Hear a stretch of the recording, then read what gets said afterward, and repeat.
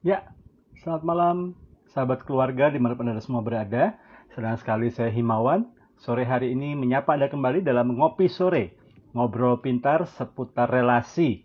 Dan sore hari ini kita akan membicarakan sebuah topik yang sangat penting berkaitan dengan parenting atau bagaimana menjadi orang tua. Dan lebih spesifik lagi, kita akan bicara dengan seorang ahli ya, seorang narasumber yang sudah sering mungkin sahabat keluarga lihat dalam berbagai kesempatan seminar ataupun webinar dimanapun Anda semua berada. Nah, saya mau menyapa dulu beberapa sahabat keluarga yang sudah bergabung.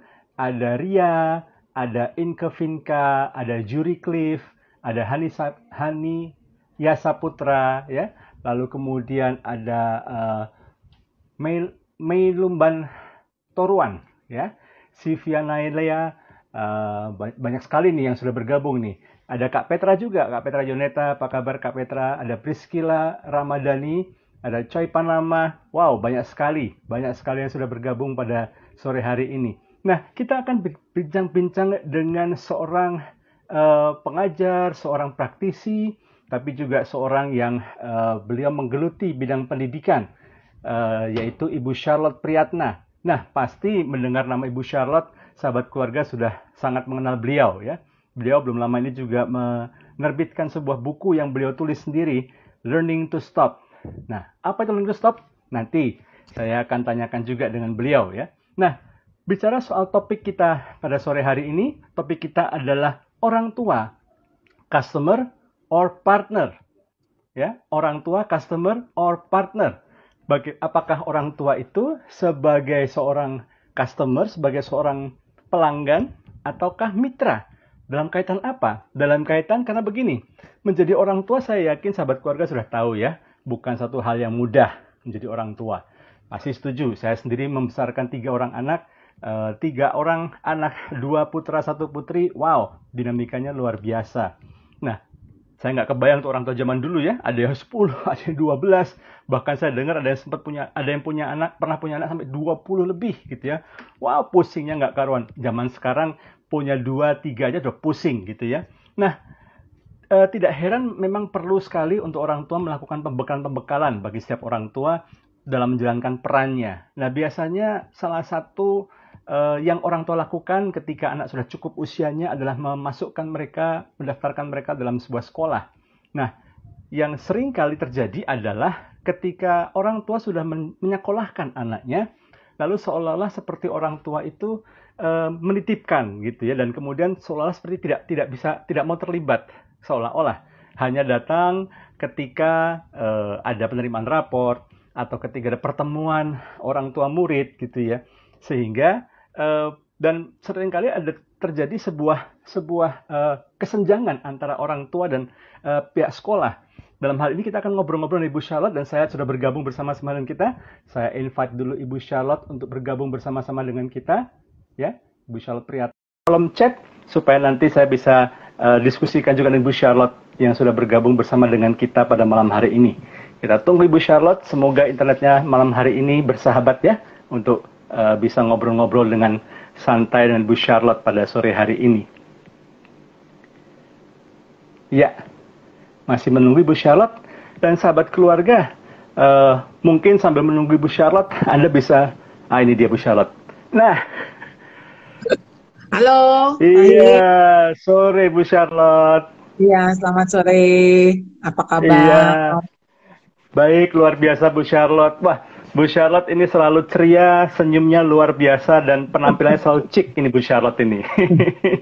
Ini pas kebetulan seger aja, Pak. Iya. Gimana? Ya, Terima kasih Bu Charlotte, di tengah-tengah kesibukan Ibu ya, launching buku, webinar semuanya, Ibu masih memberikan waktu juga untuk ngobrol-ngobrol di Instagram Live-nya Family First Indonesia. Bu Charlotte, ya, ya saya kira sahabat keluarga tidak perlu diperkenalkan lah, Bu Charlotte sudah tahu lah ya, sahabat keluarga. Nah Bu Charlotte, ini judulnya menarik ini karena ini sekedar sedikit bocoran ya, yang memberikan ya, judul nih usulan dari Bu Charlotte sendiri. Bu Charlotte, orang tua itu sebagai customer atau partner. Maksudnya apa ini Bu Charlotte? ya. Jadi biasanya kita sekolah, mungkin Ya, sekarang ini ya, sudah mulai terjadi pergeseran, kita menganggap orang tua itu customer. Jadi sebetulnya relasi antara orang tua dan sekolah itu bukan relasi transaksional. Jadi tidak ada jual beli. Jadi ketika Anda membayar uang sekolah, ketika Anda membayar pendaftaran, sebetulnya Anda tidak sedang beli bangku. Kan ada istilah, ya beli kursi, beli tempat. Jadi sesuatu yang sifatnya relasinya bukan relasi transaksional. Tapi di sini sebetulnya relasi ini adalah relasi kerjasama, ya partnership. Kemitraan ya Bu ya. Jadi makanya orang tua itu jangan dipandang sebagai customer, tetapi dia sebagai partner. Kenapa kita harus menggandeng orang tua dan orang tua harus menggandeng guru? Karena yang kita layani sama. Siswa bagi guru, tapi dia anak bagi orang tua. Kan sama nih, objeknya sama. Si anak. Nah, jadi antara si orang tua dan si guru betul-betul harus berjalan bersama-sama. Karena kan nggak mungkin si anak kira-kira tangannya satu ditarik ke kanan, yang satu ditarik ke kiri. Iya kan? Tersiksa Bu anaknya Bu nanti Bu. Iya, makanya. Jadi nggak bisa satu ke kanan, satu ke kiri. Jadi harus sama-sama. Mau ke kanan ya ke kanan. Mau ke kiri ya ke kiri. Nah, jadi ini yang harusnya partnership atau kemitraan ini dibangun antara orang tua dan sekolah. Nah, Bu, tadi Ibu memberikan gambaran yang sangat baik sekali. Memang itulah idealnya, seharusnya Bu ya. Ada sebuah segitiga yang baik antara orang tua, antara sekolah, dan sama-sama berfokus kepada anak. Dan apa yang dilakukan, itu semua untuk demi kesejahteraan, demi masa depan si anak. Nah Bu, dalam kenyataannya Bu ya, apakah banyak orang tua yang tidak mampu menjadi partner yang baik untuk anak maupun juga partner untuk sekolah Bu? Dalam kenyataannya Bu ya? Iya, kenyataannya. Jadi orang tua lupa fungsinya dia sebagai siapa bagi anaknya. Jadi orang tua tuh sering menganggap begini, anak itu adalah my responsibility. Sampai di situ benar, sampai di situ baik, bahwa anak adalah tanggung jawab saya. Tapi tanggung jawabnya ini yang bablas. Ya, bablasnya begini, anak itu sumber kebanggaan saya. Jadi nggak boleh memalukan. Jadi kalau anak membanggakan, ya membanggakan orang tuanya. Kalau mengecewakan, mengecewakan orang tuanya. Jadi kehadiran si anak ini bukan bagi dirinya si anak, tapi kehadiran si anak bagi orang tuanya. Jelas di sini bukan partnership nih si orang tua dengan anak. Jadi orang tua ini sebetulnya dia sedang memakai anak atau memanfaatkan si anak demi kepentingan dirinya. Nah, demikian juga ketika dia juga dengan sekolah. Jadi sekolah itu untuk mencapai tujuannya. Jadi sekolah itu saya. Jadi sekolah yang harus mengikuti keinginan saya. Kan saya bayar. Jadi kalau saya yang bayar, ya mesti ngikutin dong. Mesti kepuasannya adalah di saya. Nah, jadi ukurannya diri si orang tua, jelas itu tidak ada kemitraan. Bu, ini tahan sebentar Bu. Ini statement Ibu tadi menarik karena itu sebetulnya memang yang mau saya tanyakan gitu ya Bu ya. Sekarang ini memang suka nggak suka Bu, mau nggak mau ya, attitude atau sikap orang tua yang mungkin sadar nggak sadar Bu ya yang ditampilkan. Ini seringkali juga kalau ketika kami melayani webinar di sekolah-sekolah ya, apalagi kalau ketemu guru-guru itu biasanya kan sebelum webinar dimulai itu gurunya curcol sedikit tuh Bu biasanya Bu. Mungkin Bu Charlotte juga pernah ngalamin itu.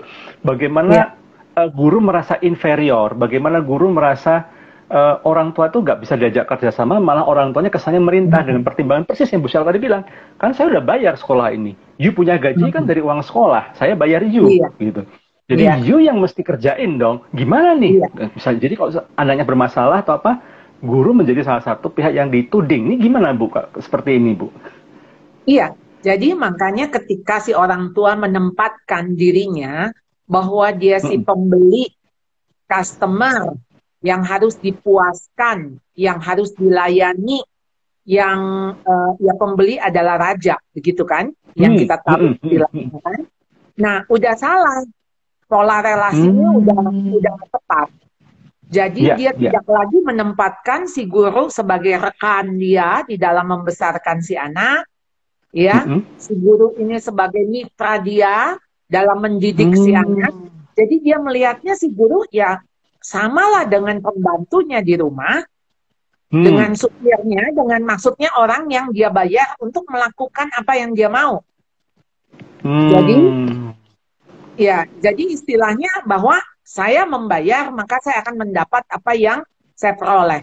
Nah, disinilah sebetulnya ketika kita melihat bahwa sebuah sekolah bukanlah lembaga industri, ya, yang maksudnya artinya terjadi jual beli, tetapi memang adalah sebuah komunitas.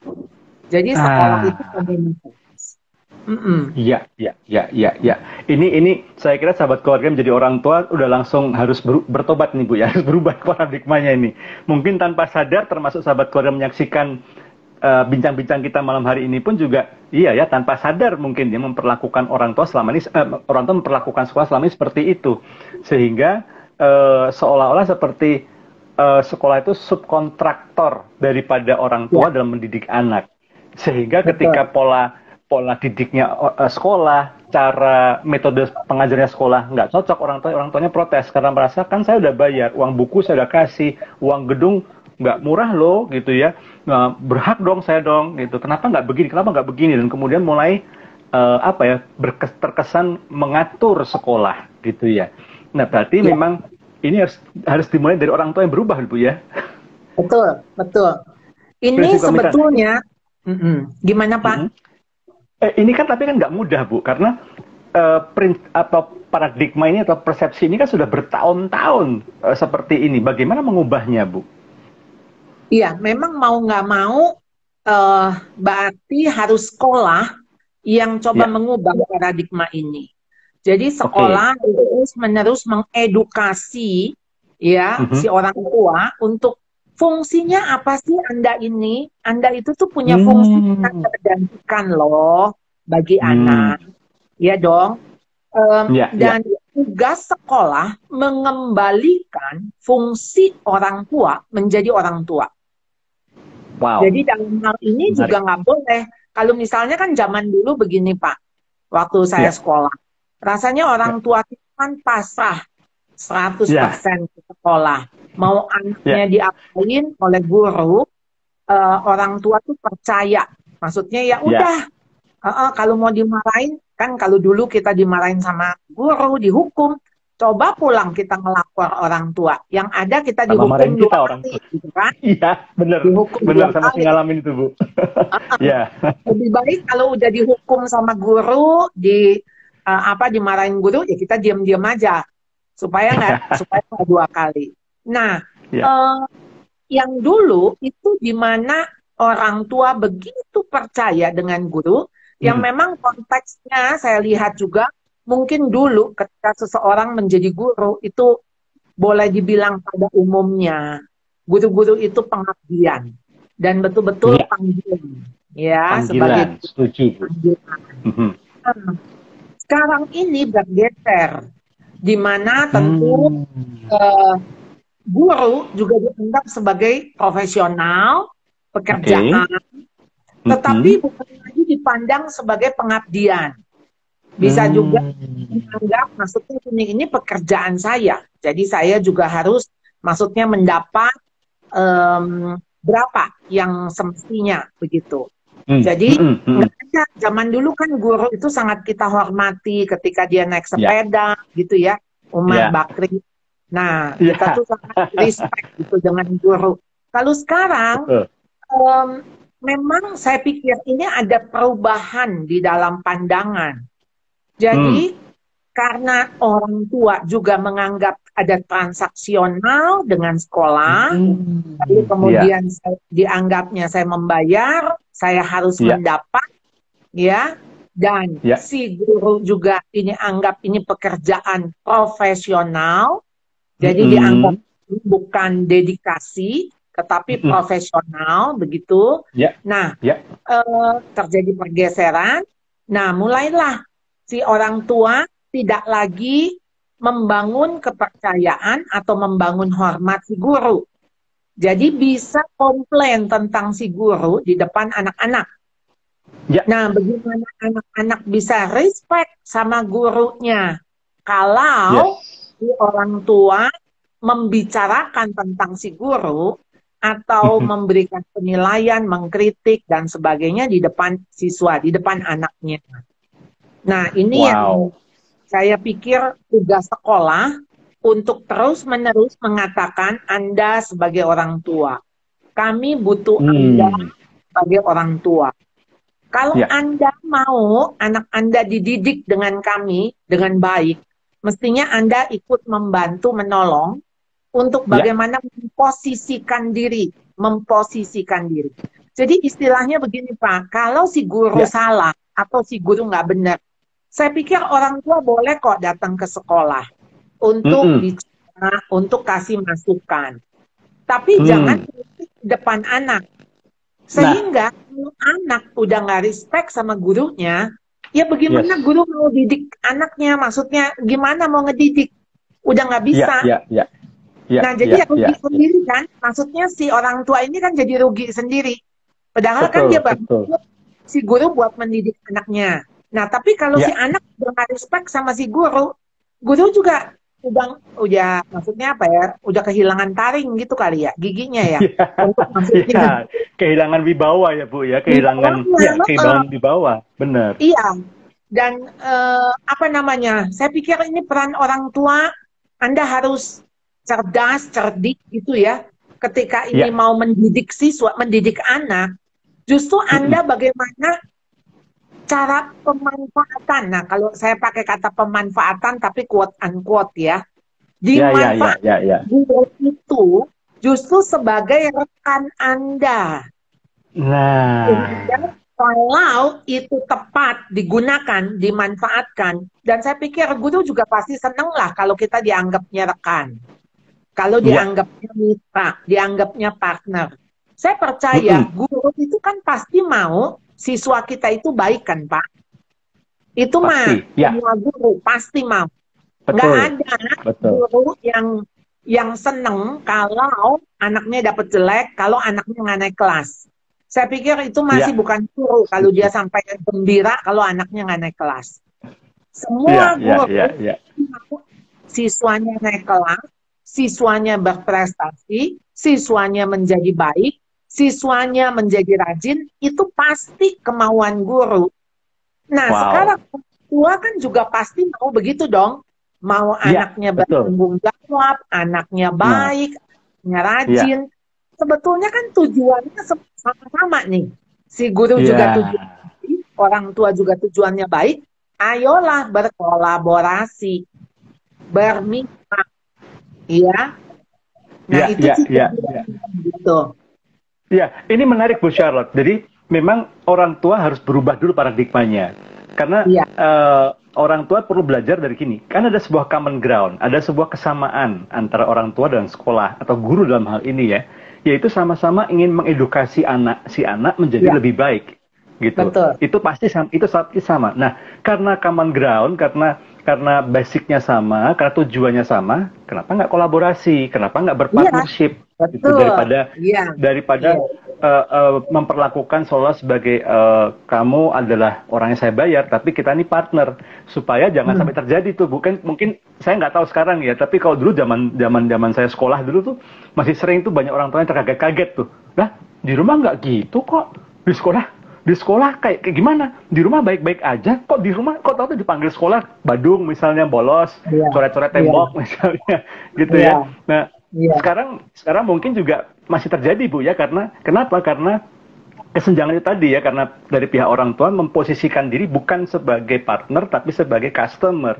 Wah, Bu, Iya. ini balik lagi ke orang tua. Saya bisa mengerti di sini. Ini sahabat keluarga memang sekali lagi saya katakan memang orang tua harus bertobat nih.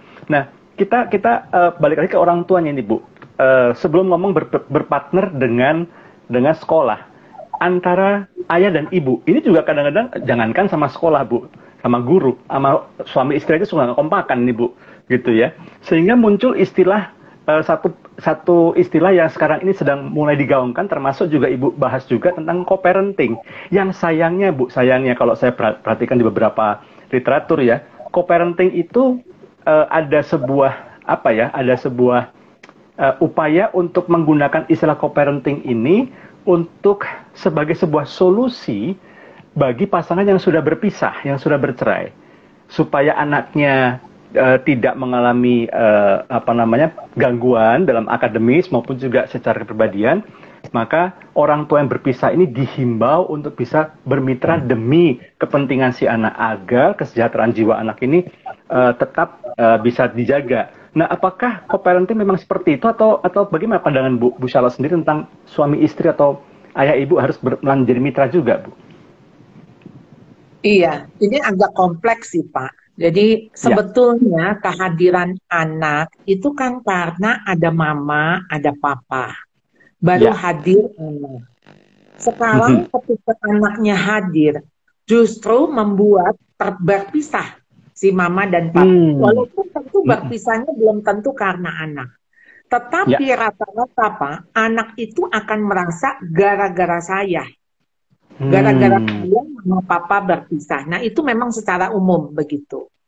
Nah, jadi sebetulnya keluarga itu kan adalah begini nih, yang hubungan, kalau hubungan segitiganya, ayah, ibu, anak. Jadi kan sebetulnya anak itu akan mengatakan, mama saya itu adalah istri dari papa saya. Ya. Betul kan? Benar. Nah, artinya fungsi mama saya, tapi dia adalah istri dari papa saya. Lalu papa saya siapa? Papa saya adalah suami dari mama saya. Ya. Jadi yang mana si ibu ini punya dua fungsi, sebagai ibu juga sebagai mama. Si bapak juga sebagai suami, sebagai ayah. Betul nggak? Nah, kalau fungsi ini sudah tidak ada, maksudnya begini nih, kalau fungsi ini salah satu tidak berjalan, kan tadi kan Bapak bilang bercerai, iya, dan bercerai itu artinya, Pak, saya selalu menganggap begini, pernikahan tuh kayak dua kertas yang dilem jadi satu. Perceraian itu ibarat mau memisahkan kertas yang dilem itu, dan pasti ada kerobekan. Lalu siapa yang robek dari perpisahan kertas itu? Ya jelas hatinya anak.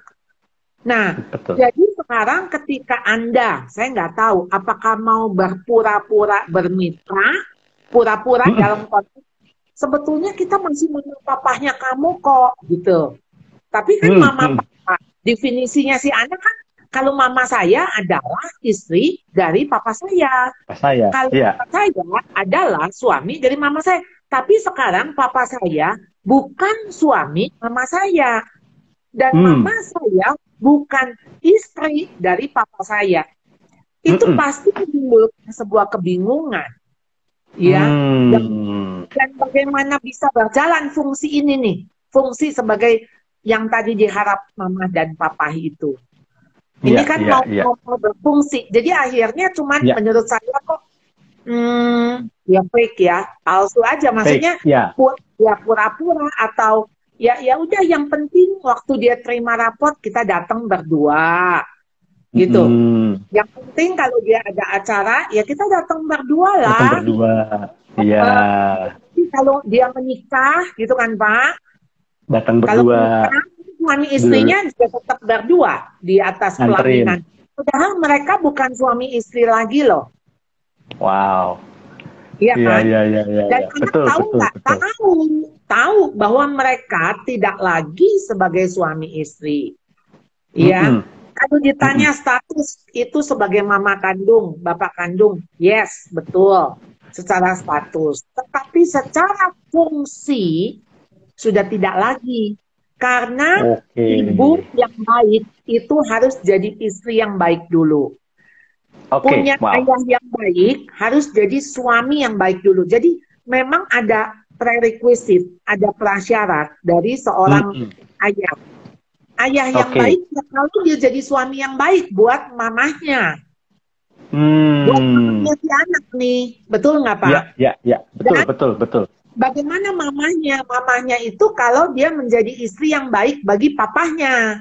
Gitu. Ya. Nah, kaitan antara mama dan istri atau papa dan suami itu begitu menjadi satu kesatuan. Satu kesatuan. Iya. Satu paket ya Bu istilahnya ya Bu ya. Tidak bisa dipisahkan, tidak bisa digantikan. Wow. Iya, betul. Nah, jadi fungsi-fungsi ini harus bisa berjalan dulu. Ini kalau Anda betul terpanggil jadi orang tua, parents, jangan lupa Anda sebetulnya sebelum menjadi parent, Anda kan partner. Betul nggak? Setuju. Pasangan kan? Kan sebelum punya anak, Anda jadi suami dulu. Sebelum Anda jadi ayah, Anda jadi suami. Sebelum Anda jadi mama, Anda jadi istri dulu kan? Nah, waktu jadi suami istri, pasti kan Anda jadi partner. Nah, jangan lupa partnernya itu mesti tetap dijaga, dipelihara, ya, hubungan partner waktu Anda menjadi parents. Karena waktu jadi parents kadang-kadang lupa yang jadi fokus utamanya jadi anak. Nah, ini salah. Fokusnya harus tetap di relasi suami istri. Karena kalau suami istri udah baik, kompak, jadi tim, wah, Anda jadi orang tua juga beres. Kalau hubungan suami istri beres, maka hubungan ke anak juga beres. Setuju, Bu. Jadi sebelum kita bicara soal kemitraan antara orang tua dengan sekolah, terlebih dahulu kemitraan suami istri pun harus dibangun dulu, Bu ya. Bahwa kehidupan parenting itu tidak bisa dipisahkan dari pernikahan. Kalau ingin menjadi orang tua yang lebih baik, maka kehidupan pernikahannya memang harus diperbaiki. Artinya jadilah suami yang lebih baik, jadilah istri yang lebih baik. Supaya ketika berdua bisa bersama-sama membangun pribadinya menjadi pribadi yang lebih baik bagi pasangannya, maka bisa menjadi orang tua yang lebih baik lagi. Nah, ketika konsep partnership di dalam suami istri ini berjalan dengan baik, maka bisa kita duga atau bisa kita assume bahwa selanjutnya orang tua ini pun juga tidak akan menjadi persoalan ketika mereka harus bermitra dengan sekolah, karena mereka sudah memiliki konsep kemitraan yang sama gitu Bu ya, kurang lebih gitu Bu ya. Nah Bu, sekarang gini Bu, tadi Ibu bicara soal pergeseran. Dulu memang orang tua pasrah sepenuhnya sama guru gitu ya, orang tua. Tapi sekarang ada pergeseran. Nah, Ibu melihat sosok orang tua zaman now ini, Bu. Apa saja sih tantangan yang harus dijawab oleh orang tua zaman sekarang berkaitan dengan membesarkan anaknya di zaman sekarang ini, Bu? Tantangan orang tua zaman now? Zaman sekarang, benar, Bu. Yang harus dijawab, mereka atasi gitu, Bu. Iya. Sebetulnya sekarang orang tua yang zaman sekarang ini kan menjadi sesuatu yang lebih menantang, Pak, karena orang tua sekarang ini menghadapi musuh, menurut saya musuh yang tidak kecil. Tidak mudah, Bu ya. Tidak kecil. Tidak mudah. Salah satunya sebetulnya LGBT, Pak. Itu yang menurut saya harus disiasati oleh orang tua. Sehingga kalau kita orang tua dulu nggak terlalu nggak terlalu deket sama anak, mungkin orang tua merasa oke aja gitu loh, ya nggak ada masalah gitu kan. Maksudnya ketika orang tua dulu cuman ibaratnya ngasih makan ke anaknya juga besar, anaknya juga oke, sekolah juga lancar. Tapi kenapa sekarang itu memang tidak lagi mudah. Tidak lagi mudah karena tantangan yang luar biasa. Betul. Dan karena tantangan yang begitu luar biasa, jadi LGBT salah satunya, kemudian sudah pastilah drugs, lalu kemudian pornografi, seks bebas, lalu belum Jadi lagi juga. Kalau dulu maksudnya namanya bandelnya tuh maksudnya masih bisa ya, bandel paling apa sih, naik motor gitu kali ya, ngerokok, coret-coret tembok, bolos gitu, Bu. Tembok gitu, geng-geng gitu ya. Iya. Nyontek, ya. Iya. Tetapi yang sekarang menurut saya yang dirusak itu lebih bersifat hakiki gitu ya, hidupnya anak gitu. Yang dirusak itu jadi maksudnya bukannya cuman merusak kebiasaan gitu ya, perilaku gitu. Tapi jati diri anak yang dirusak. Dan itu sesuatu yang dampaknya maksudnya seumur hidup. Ya. Ya. Wow, ini memang luar biasa, Bu. Maksudnya dengan tantangan yang begitu kompleks saat ini, belum lagi memang generasi sekarang ini, anak-anak zaman sekarang menurut berbagai studi memang punya vulnerability, punya kerapuhan yang memang lebih rapuh, Bu, ya, dibandingkan dengan generasi sebelumnya. Secara IQ juga sedikit lebih rendah, tidak setangguh generasi sebelumnya. Kemudian secara spiritualitas juga SQ-nya tidak sekuat dan sekokoh daripada generasi sebelumnya, sehingga karena begitu rapuhnya anak zaman sekarang ini dan begitu kompleksnya tantangan dihadapi, memang mau tidak mau orang tua satu mesti saling bermitra antara suami dan istri, dan yang kedua memang harus ada kemitraan antara orang tua dan sekolah supaya ada kesinambungan, ada keselarasan, ada kesepakatan. Karena jangan sampai apa yang diajarkan di sekolah dengan baik menjadi mentah karena orang tua mungkin punya paradigma yang berbeda. Nah, dengan adanya komunikasi, saya kira bisa mensinkronkan apa yang diajarkan di sekolah itu diresonansi, diulang di rumah. Apa yang ditanamkan di rumah juga diperkuat lagi di sekolah. Begitu, Bu, ya, kurang lebih harusnya, Bu, ya, seperti itu. Betul. Iya, jadi kalau dulu maksudnya masih tantangan nggak terlalu besar, nggak terlalu banyak, Pak. Maksudnya TV aja kan dulu lebih banyak juga TVRI ya. Tapi kalau sekarang kan bisa TV itu maksudnya isinya, kontennya mengerikan sekali sih, Pak. Ya, betul sekali, Bu. Bahkan yang animasi sekalipun, Bu, ya, banyak orang tua kan, film kartun kok. Tapi ternyata dalam film animasi zaman sekarang tuh banyak sekali konten-konten yang vulgar, yang tidak sepantasnya ditonton oleh anak-anak. Bu, ini kalau ngobrol sama Bu Charlotte, itu kita bisa sampai jam 12 malam, Bu. Sayangnya kita nggak bisa, Bu. Ini karena waktu kita terbatas. Nah, Bu, Ibu menulis sebuah buku Learning to Stop. Boleh nggak, Bu, Ibu jelaskan sedikit saja, sekilas saja, inti dari buku Learning to Stop ini, Bu? Kenapa Ibu sampai menulis dan memberi judul seperti itu, Bu? Iya, jadi buku yang saya tulis Learning to Stop, karena saya melihat orang tua lupa kalau dia sebetulnya nggak selamanya jadi orang tua bagi anak. Tentu saja secara status pasti Anda seumur hidup anak itu ya Anda orang tuanya, ya, atau seumur hidup Anda orang tuanya secara status.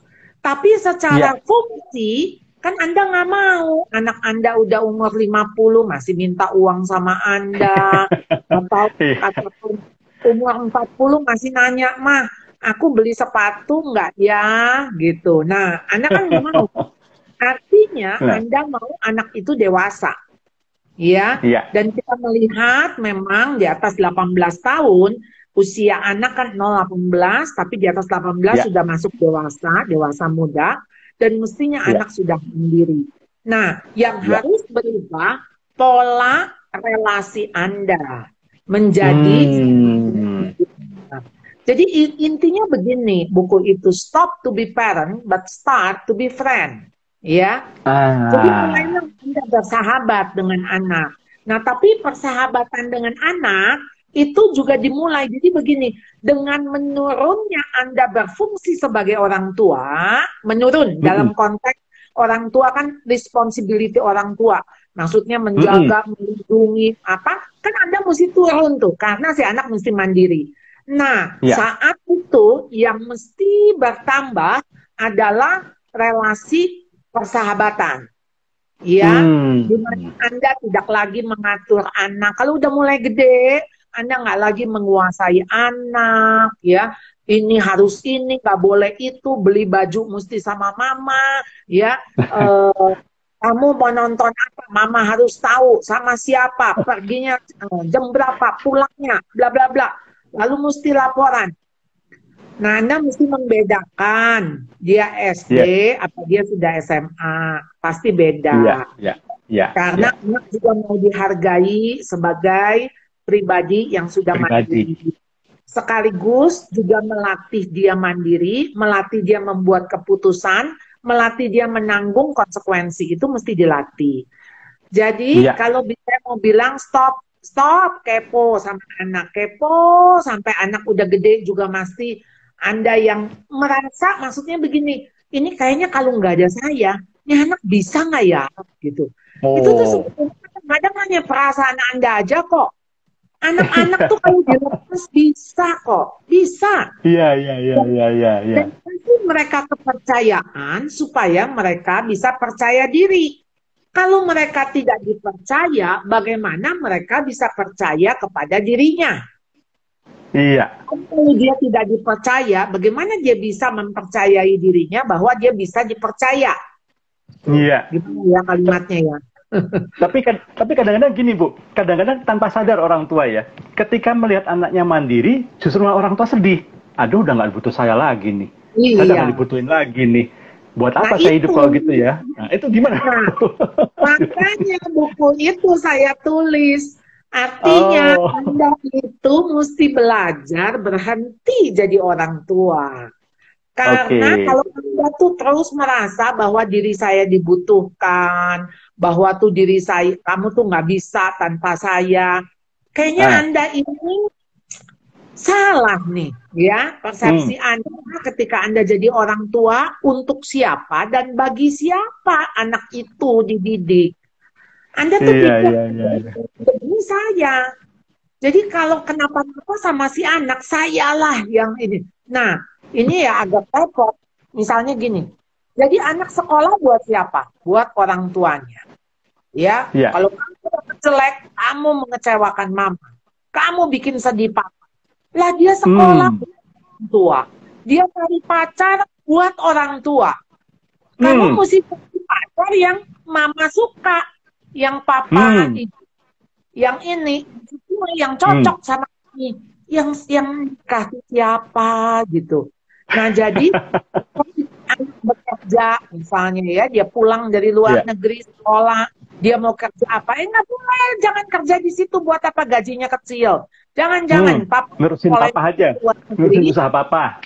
Ngurusin usaha papa, ya. Atau kamu udah sekolah ke luar negeri mahal, kamu mesti yang kerja gajinya ini. Kalau gajinya nggak segitu, lebih baik juga di rumah. Sini, papa yang kasih kamu sebulan sekian. Jadi tuh hidup anak terus diatur sampai dia dewasa. Nah ini dia lupa. Dia tuh jadi orang tua ada fasenya, maksudnya ada masanya. Ada masanya dia sebagai orang tua, ada masanya nanti dia sebagai teman dari anaknya. Karena saya pikir orang tua ketika dia tua, dia juga pasti membutuhkan teman. Nah, siapa sahabat terbaik bagi orang tua? Yaitu anak. Lalu siapa sahabat terbaik bagi anak? Orang tuanya. Orang tua, setuju Bu, setuju. Ya. Saya kira memang mungkin ya. Iya, sahabat. Karena sepertinya memang akar permasalahan dari ini Bu. Banyak orang tua tanpa sadar menjadikan anak itu sebagai alat untuk membangun atau membentuk harga dirinya.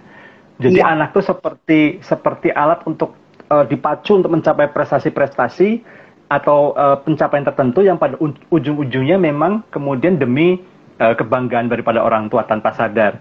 Sehingga akhirnya ya karena ini milik saya, termasuk ketika dengan sekolah pun juga, ini saya titipin sini tolong ya, ini punya saya ya, ini punya saya, kamu atur, saya paling tahu ini dia lah, pokoknya kalau dia diginiin nggak bisa. Bu guru nggak boleh begitu, ngajarnya harus begini, karena saya di rumah saya begini ngajarinya, gitu.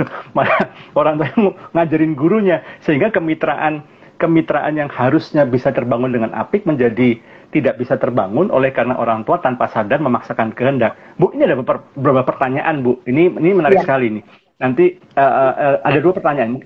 Yang pertama dulu Bu, bagaimana sulitnya, tidak hanya orang tua yang harus mengenal anak, tapi juga kadang-kadang sekolah itu nggak kenal langsung dengan pribadi anak. Nah, bagaimana bisa bermitra dengan baik kalau kalau sekolah sendiri tidak secara langsung atau tidak secara lengkap utuh mengenal pribadi anak? Gimana Bu Charlotte?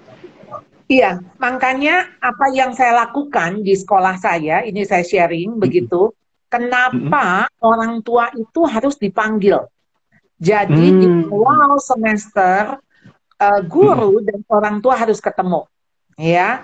Itu sebabnya siswa nggak bisa banyak-banyak di kelas, ya. Dan wali kelas yang menangani kan nggak bisa, maksudnya satu kelas 40. Aduh, dia 40 siswa yang berbeda lagi, berbeda latar belakang, berbeda sifat.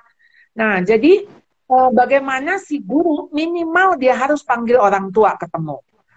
Jadi orang tua itu ke sekolah itu bukan kalau dipanggil karena anak nakal, anak bermasalah. Itu mah udah pasti sering dipanggil. Tapi maksudnya dipanggil untuk guru mengenal anak. Jadi poin pertama yang saya perlu tahu, misalnya kalau saya pegang kelas kecil, misalnya saya akan bilang, Bu, saya mau tahu pola tidurnya bagaimana. Jadi si anak tidur jam berapa, lalu dia bangun jam berapa. Oh iya ya. Pantas ya, saya suka lihat dia kok ngantuk ya sampai di sekolah ya. Kok sering kayak kok ini. Nah, saya ingin tahu. Jadi misalnya ketika dia di kelas besar, ya. Oh, anak saya itu tidurnya, misalnya anak udah SMP. Anak saya itu tidurnya jam 10 loh, Bu. Jam 10 udah mati lampu, misalnya gitu ya. Tapi kenapa sulit bangun pagi, Bu? Kenapa ke sekolahnya ngantuk? Kenapa kalau di tengah-tengah pelajaran saya dia bisa tertidur? Nah, itu kan mestinya jadi laporan si guru. Lalu ketika si orang tua, ya kenapa ya? Nah, itu yang harus dicek oleh orang tua. Apakah anak ini sakit? Misalnya mengalami sakit gula, ya. Jadi kenapa ketika sering ngedrop gulanya pasti dia ngantuk? Atau tengah malam anak ini bangun main game. Ya, orang tuanya nggak tahu kalau dia main game. Betul. Nah, tetapi kan kita melihat ada laporan nih di sekolah, atau memang di sekolah baik-baik saja, tapi kita juga perlu mengenal, Bu, boleh nggak saya tahu anak ini kesukaannya apa? Dulu saya pernah kelas playgroup TK, saya bilang, Bu, ini tuh sensitif ya. Saya bilang gampang sekali nangis. Saya bilang, jadi kalau hal sedikit mengecewakan dia pasti nangis. Saya mau tahu, Bu, ada cara apa nggak ya yang bisa membujuk dia? Bisa membujuk. Karena tuh kadang-kadang tuh saya bujukin anak tuh sampai trial and error. Ada yang kadang-kadang dia bisa berhenti nangis waktu saya buka keran. Ada yang kalau saya kasih donat, dia berhenti nangis, ya. Ada yang saya udah semua, segala rupa nggak bisa. Lalu satu hari di meja, ya dia nangis, saya dudukin gitu di pangkuan saya. Jadi rupanya saya punya magnet gitu. Ya saya cuma diam-diam aja. Saya mainin magnet itu. Wah, dia langsung cep diem. Dan kita main magnet gitu ya, main itu. Jadi iya, ini kan saya repot kalau saya harus trial and error. Ya lebih baik saya akan tanya, Bu, gimana ya cara ngediemin anak ibu? Misalnya kalau anak ibu nangis, dia sukanya apa? Misalnya kalau, oh anak saya itu, Bu, gampang sekali dialihkan kalau ada makanan, ya. Oh ya, saya gampang sekali itu, ya. Saya bisa kasih dia minum, saya kasih makan, nah langsung dia terhibur, dia senang, nah udah, nanti kembali lagi gitu kan. Nah jadi memang ya ini mungkin masukan saya, sekolah itu memang sekarang harus ekstra. Kita harus ekstra mengenal siswa, karena apalagi berhubung dengan kondisi sekarang. Kalau tadi Bapak bilang anak fragile, walaupun angkatan mereka nggak mau dibilang fragile, tapi ya saya harus mengatakan bahwa kalaupun tidak fragile, tantanganmu lebih besar daripada tantangan kami waktu remaja. Jadi ibaratnya kalau dulu kami mungkin mau lihat pornografi itu sulit. ya, Hmm. harus sewa DVD gitu ya, harus ada playernya, harus di rumah teman yang sepi, nggak ada siapa-siapa, temannya mesti orang kaya karena punya Hmm. player bisa sewa.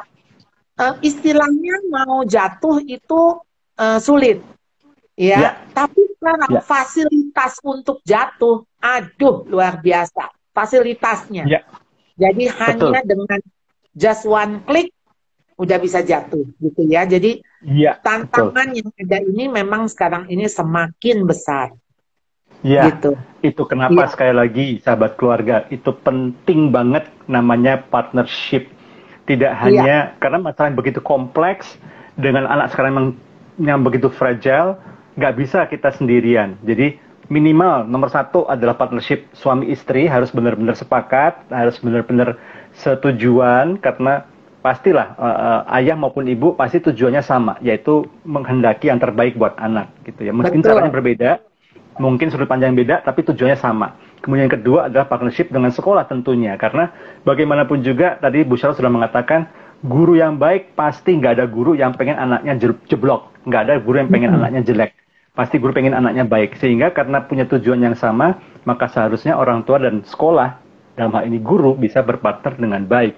Bu, satu lagi pertanyaan. Ini banyak banget pertanyaan Bu ternyata. Ini kenapa di 2 menit terakhir justru malah banyak pertanyaan? Tapi saya pilih satu aja Bu ya. Nah, tadi Ibu menyinggung mengenai masalah anak dipersiapkan untuk mandiri. Sebenarnya pada usia berapa anak itu biasanya sudah pasti bisa mandiri, Bu?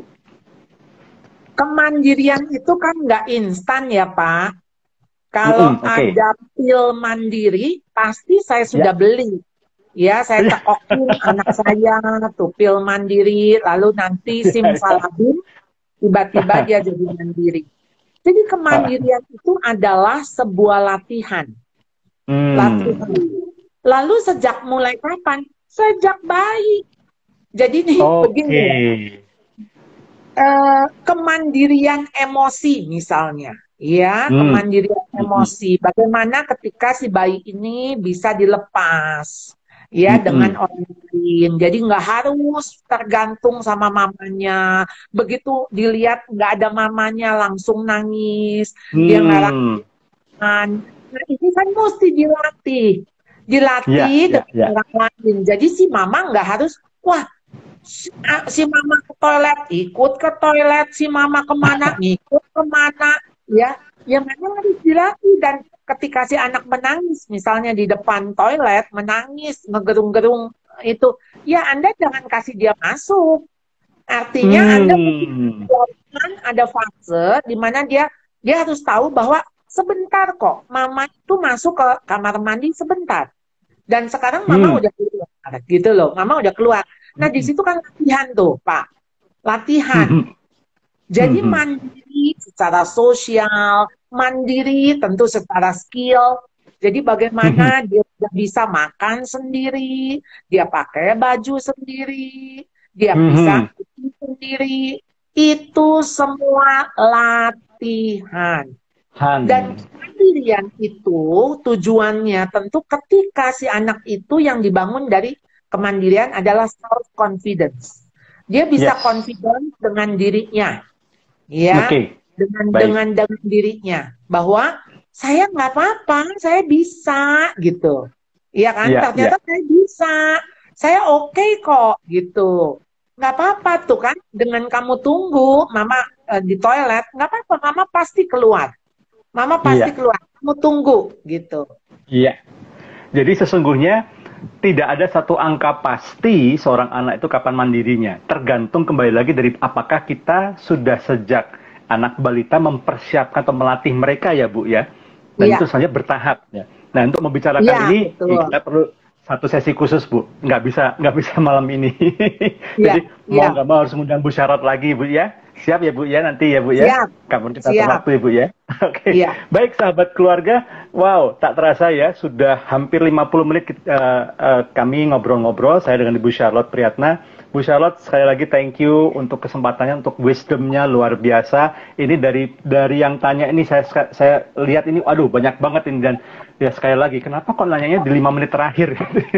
Tapi tahan dulu gitu ya, karena pasti kami akan kembali lagi dengan topik-topik yang menarik. Nah, sahabat keluarga, jangan lupa hari Kamis nanti ikuti juga Instagram Live Family First Indonesia dengan tema podcast Pojok Cerita Soal Cinta. Dan khusus hari Kamis nanti untuk Anda mungkin pasangan muda atau Anda yang akan menikah, topiknya menarik sekali. Berpisah dan orang tua demi bersatu dengan pasangan. Wow, living to cleaving ya.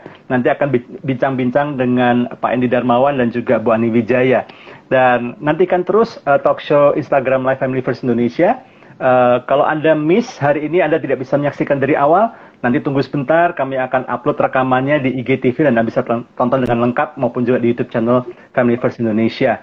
Bu Charlotte, thank you so much. Dan sahabat keluarga, terima kasih.